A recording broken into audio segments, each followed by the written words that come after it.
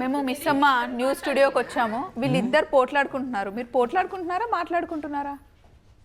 ప్రపంచంలో wife and husband అందరూ కూడా మాట్లాడుకున్నా పోట్లాడుకున్నట్టే ఉండిద్ది అది అంతే. మేమిద్దరం మాత్రం ఉండదు. మేమిద్దరం బెస్ట్ ఫ్రెండ్స్ తెలుసా, చూసుకోండి. మీ ఇద్దరి మధ్యలో వస్తే ఇంకా అంతే, అది ఎవరికైనా తెలిసిందే. సో ఇప్పుడు ఏం జరుగుతుందండి? ఈ చైర్లు ఇవన్నీ ఏంటి, హంగామా ఏంటి అసలు?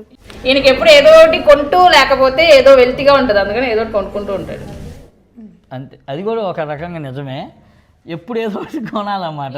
అంటే షర్ట్లు కొన్నాడు, అది అయిపోయింది, వాటి మీద అయిపోయింది. ఇప్పుడు షర్ట్ల బదులు వీటి మీద పడ్డాడు. కానీ ఇవి నాకు చాలా నచ్చాయి. అట్లనే కాదు, ఇది మాకు అంతా స్టూడియోకి వీడియోస్ పర్పస్కి యూజ్ అయ్యిద్ది.